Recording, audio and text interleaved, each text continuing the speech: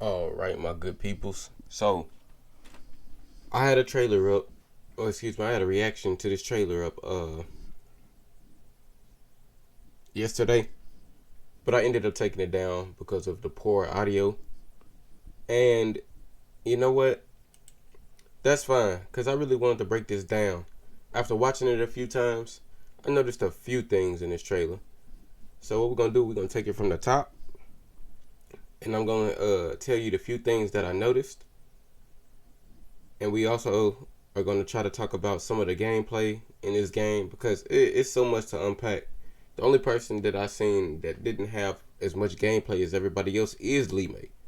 You know, she was present, but we didn't see all of her combo potential like we did with Tanya and Baraka.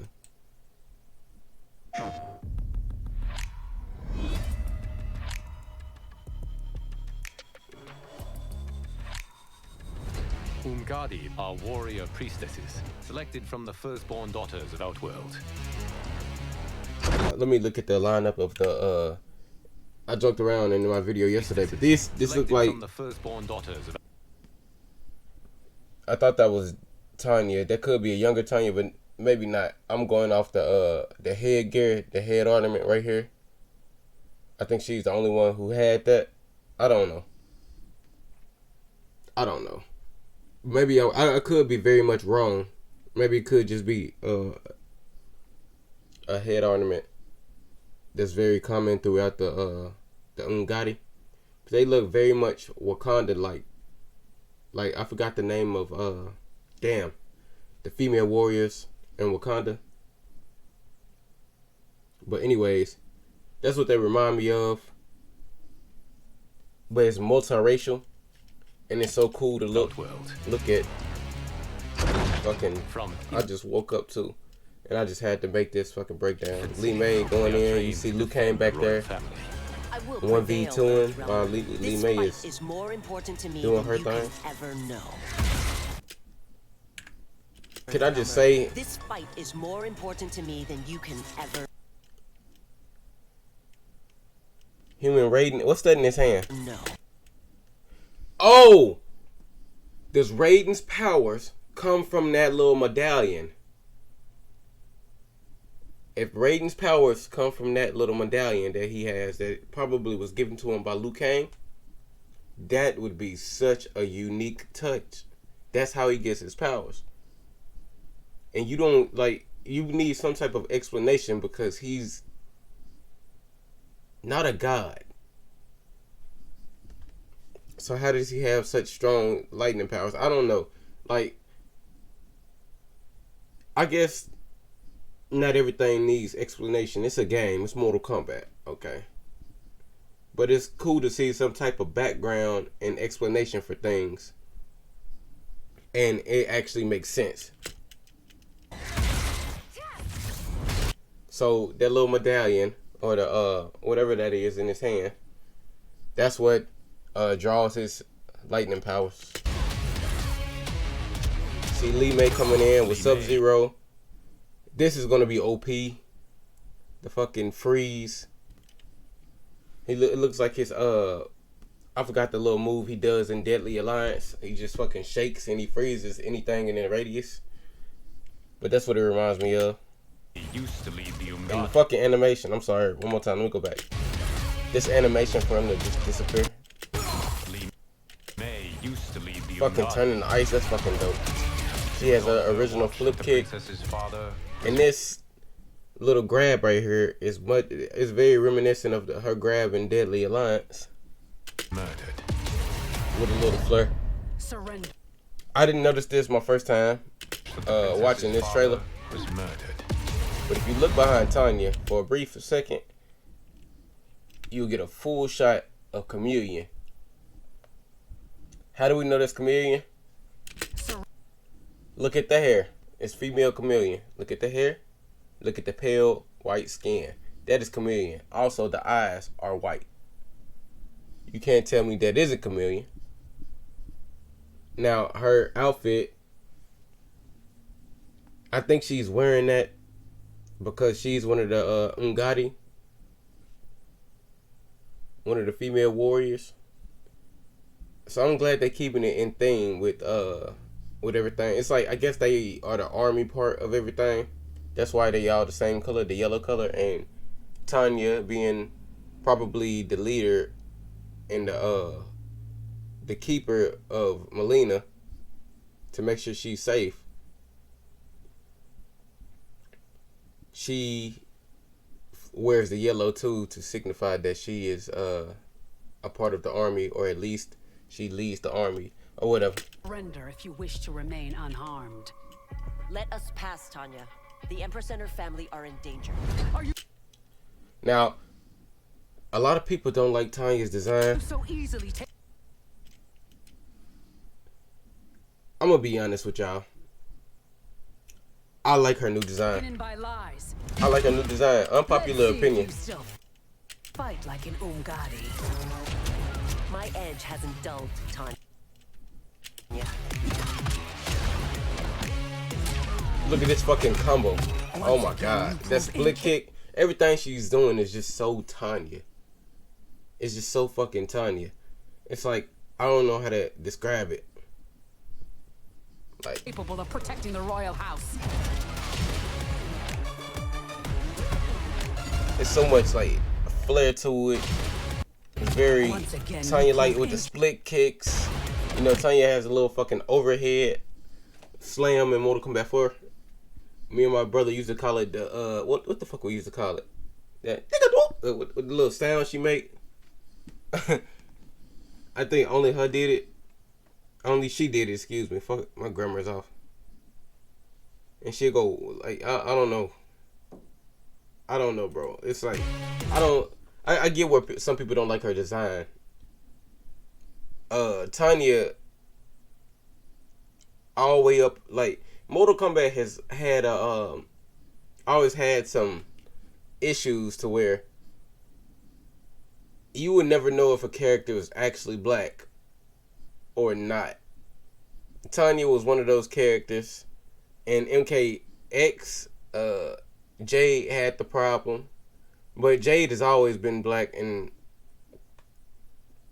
most of the games, so I guess Jade didn't very much have that problem. She was black in Deception, and after that, it's like I don't know. Jade, she just kept her staple is, but for me, it's never been just they're black characters. No, it's just like Edenians are much like they naturally darker than everybody else. But Tanya was black in MK4 as a black woman, and then in MKX, I think in MK Armageddon she was Tanya in Deception? I can't fucking remember. I think she was in Deception. Let me go take a look. Hold on. Let's take a look here. See. This is what we'll do. Because I got time. It's only been 8 minutes in.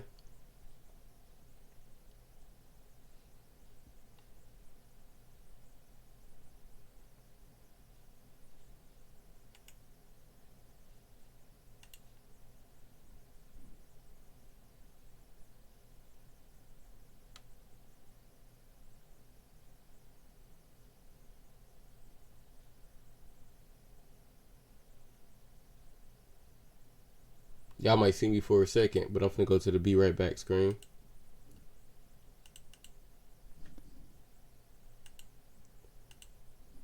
Alright. That's what we got to work with. Let's go look up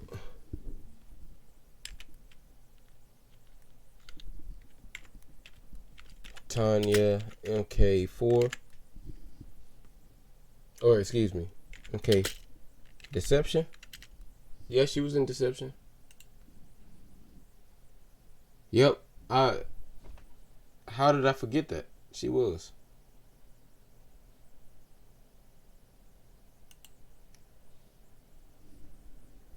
And Tanya is very black. Okay. So let's go ahead and go back to this. This is Tanya in MK Deception.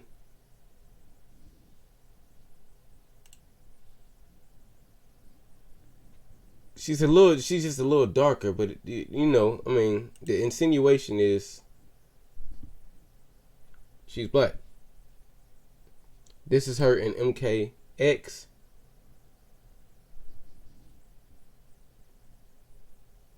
And she is, people thought she was more of an Egyptian character rather than black. And people like that look on MKX. Oh, she's Egyptian and blase blase. Nah, she went full female Wakandan warrior here in Mk1. And I'm all here for it. Her design is unique. There's also a screenshot of Tanya. Capable of protecting the royal house.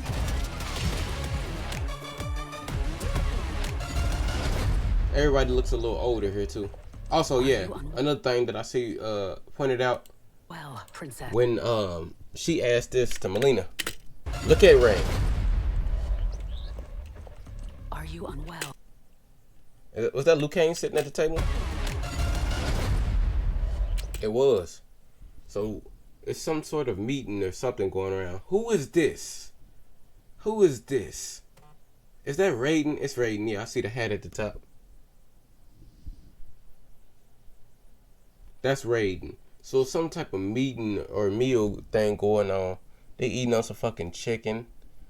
Got some little wine right here. Are you unwell, princess? Look at Rain. I think Rain, and you'll see later in this video that someone has forced Baraka to give up some of his blood. And I'm guessing what is going to happen is Melina is going to contract the Tarkai disease by getting poisoned by Rain. General Shao is going to trick, or General Shao is going to have Rain poison Melina to overthrow her. That's what I think is going on. She's in Tanya in this shot looks good. Melina looks good. I like. Look at that.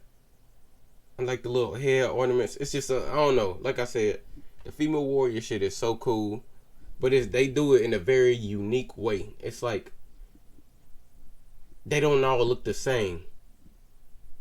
It's like everybody has a certain flair about them, but they all you can tell. Like just the first time I seen Tanya, you could tell it was Tanya. She looked unique. I don't see why people don't like her design. She looks. For you to hold the throne, she looks fucking dope. Must keep your Or secret. I see why people don't like her design, but for me, she looks dope, and I'll very much welcome this new design. We get to look at Melina here. With Liu Kang's help, maybe they'll find a Them fucking teeth. cure. Our first look at Baraka here.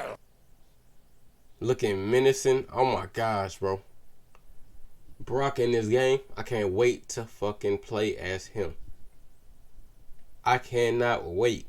He looks so flashy compared to any other game he has been in. See what I mean?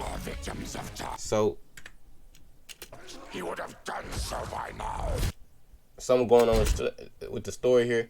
But as you can see, they plug Baraka on the back of his neck with a vial or a syringe and take some of his blood. Because there's nothing in that tube. So obviously they're going to be filling his blood or filling that syringe with his blood. We are victims of Tarkat. We got a first look at the I'm sorry I keep on pausing it. I keep on pausing and trying to make sure I don't miss any shots. We are I think victims of Tarkat. these warriors right here, they're wearing some sort of Reiko armor. So Reiko could be the one to betray Melina. I don't know who would, but as you can see, it's some type of Reiko armor. And what's crazy is, and you'll see it later in this video, Goro wears the same type of armor. Interesting. Disfigures. We get our first look at the Tarkats, or Tarkatans, if you will. or if you want to be technical and be more accurate to the newer game, we get the Outworlders who contracted the Tarkat disease. Debilitates. In time, it will turn us all into bloodthirsty monsters. Death is our only... Baraka is so fucking... He got spikes coming out his chest and shit, and it looks like a fucking disease. Look at his head. Look at around his mouth. It looks like a fucking disease. Now I'm curious as to why Melina's mouth is so different. I hope they explain that. release. This shot of Baraka is so fucking... It's savage. It's feral. I love it. Like, he looks different from all the other people who contracted the disease. But it looks like Baraka. So it's like, how do you not love this design? And he goes in with nasty combos. This combo went on for a long ass time. Look at that. Look, oh my god. Now think about it. They could 100% definitely have a 1v1 mode in this fucking game. They could do it. They could do something never done before. Usually it's the 1v1 mode that's the staple of the gameplay. But you know, cameos could be the staple gameplay. That could be what's that, Evo and Combo Breaker and all this shit. And the 1v1 could just be a fun little mode online. Or you know, they could have that at Evo and stuff too. It all depends. But I really think they could have a reliable 1v1 mode. Like, we do see a cameo here. Goro.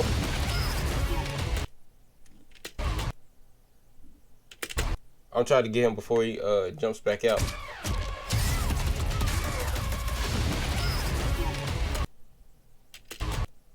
Alright, this is as good as I can get it. Yeah, but look at the armor. The red. I'm almost certain that Goro is gonna be working with Reiko's army or something like that. I hope they make them more honorable. Oh yeah, and something else. If we give me just a second here. If we look at Goro, let me see if I can find it. The older shot.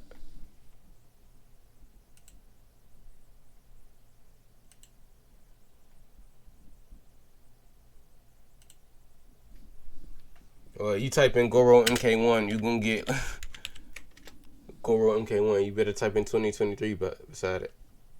But if we look at Goro,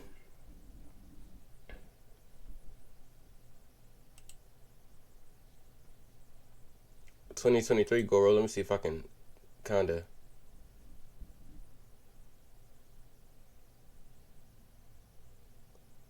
I want to zoom in, but fuck it, it'll be okay. Y'all should be able to see it. If you look at Goro in older builds of the game, look at the face. He looks fucking stupid. He looks stupid. His head is small. He's a normal human Goro. He's a little bit taller than Melina, but not much. Both of them are squatting. He was so small. Look how skinny he is.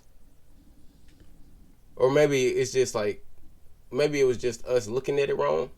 But I can wholeheartedly guarantee you, because of the backlash that Goro got, that they made him bigger. Look at his head. Oh, I didn't try to do that. Sorry, y'all. Look at his head. Let me go back one more time. That boy got a head on him now. He looks different. He looks bigger. He looks bulkier. He looks taller. He looks like he could be a fucking threat. I'm so happy that they changed this. Like, the armor is not something that I'm used to Goro seeing, but at the same time, this is it's a new timeline. Everything is starting over. Everything is different. So Goro wearing armor isn't something that is just gonna bother me. What would have bothered me if they would have kept him all small and shit? Nah, Goro looks like Goro here now. I'm all here for it. Look at the hands coming out.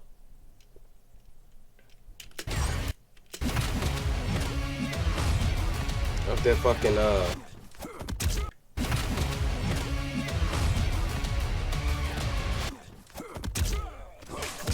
that, what is it, that throw? Let me go back. Or is that like a teleport or a parry? Those animations are crazy.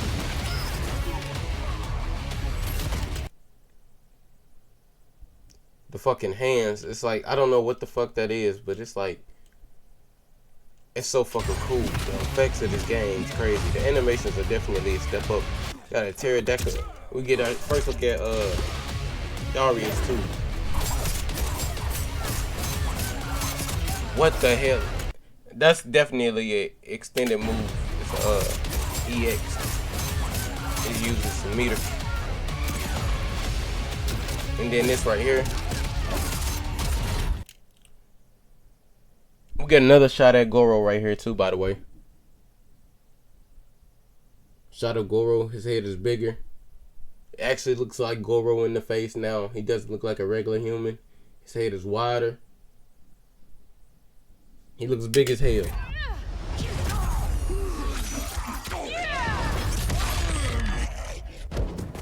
Priestesses, in my heart, I am still Umgadi. I will always honor my vows. Who's that behind her? I am still Umgadi. I didn't get to see I that. Oh, it's Jax. always honor my vows.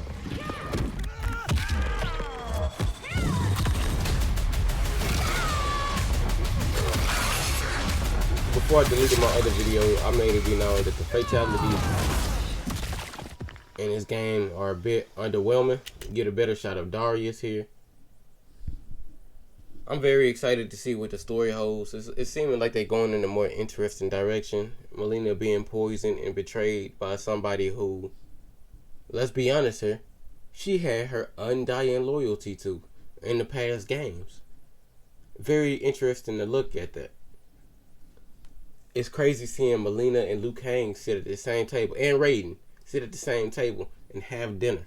This is going to be interesting.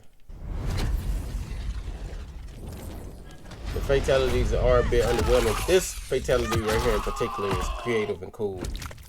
Never seen anything like this before. It would be nice to see like Rain try to fucking put that out or something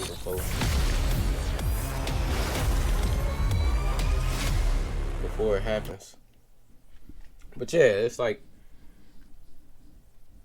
I don't know. I'm a big fan of most of the designs except Ermac.